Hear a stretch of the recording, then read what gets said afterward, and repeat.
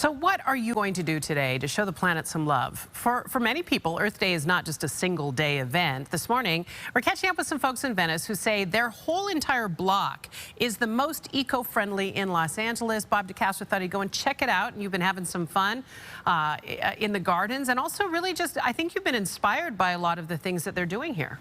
You know, I've been really impressed. Now I've got a closer look at what's happening here on this block in Venice. This was the house that you're looking at before.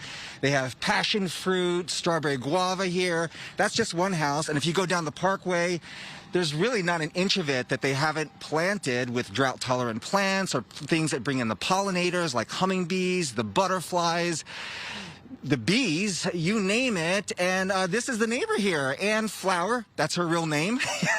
To talk a little bit more about what she did here with her yard. Show us inside here. Can you mind walking in here, and Carlos and I will take a look at some of the beautiful plants that you have grown here. You're eating stuff from your own yard. I am. This is rosemary. I use it all the time in cooking. We have potatoes. You can see they're actually popping right out of the earth. They're 100% organic. And you told me you just basically took potatoes you bought from the grocery store and you threw them back into the ground. When they start sprouting, I give them a second life. There's Swiss chard. There's peas growing up my structure there. Which is recycled, by the way. We have tomatoes, we have red cabbage, we have carrots, we have basil. We have more tomatoes coming up in this for a second crop. Yeah, and there's squash. And for the people at home who are like, you know, this seems like a really difficult thing to do because you have so much stuff going on here. How hard was this to do? So easy, super easy. The first thing I did when I moved in was pulled up the lawn because it doesn't really contribute anything, and I created this garden. You have to improve the soil, which is one of the reasons I compost. Show us the composting area, because we're going to go back here. She uses every inch of this. Come on over here. We're like going through the forest. She used every inch of her yard here. This is her front yard. This is your composting area, right?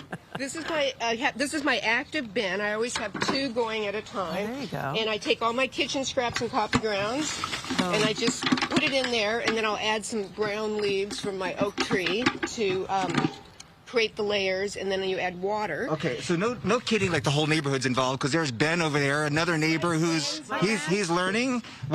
How you doing? Great. I'm turning the compost over, mixing it all in.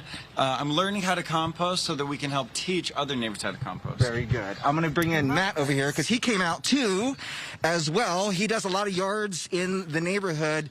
The benefits of composting. I know you do this for a living and you've helped so many neighbors. What's the benefit of composting? Oh, the benefits there's so many. Great benefits for your soil, for improving the health of your plants. Great benefits for the planet, sequestering carbon and taking methane out of the landfills to reduce global warming.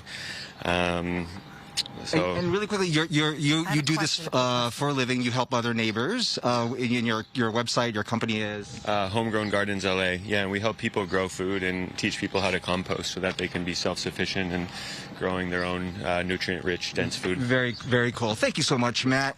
Seriously, Michaela, you would love this. Here's the question we have, though. What about people? We have so many people living in apartments that don't have big yards. What can they do to compost? Because I think there's a lot of people that want to get in on that game. That's a good question. So she's asking, so for people, you know, LA's small, people live in apartments and things like that. Can they compost, or what can they do to try to help the environment and help themselves? Yeah, absolutely. Especially if you have indoor plants, I think it's really worthwhile to compost. And even if you don't, you can compost and take it to a community garden or to friends' gardens. And there's two methods that you can use to compost in an apartment building. One is called a bukashi, where you add like beneficial microbes into a container and things break down anaerobically in a small space. And the other one is vermicomposting or worm composting, and you can get like a small bin and put worms in there, and it doesn't smell, and I like the worm the best compost for your plants. Matt can talk forever on this stuff. Obviously, he can spend a whole day out here. Check out his website. Yeah, I think we might have to come back and do a live shot on composting.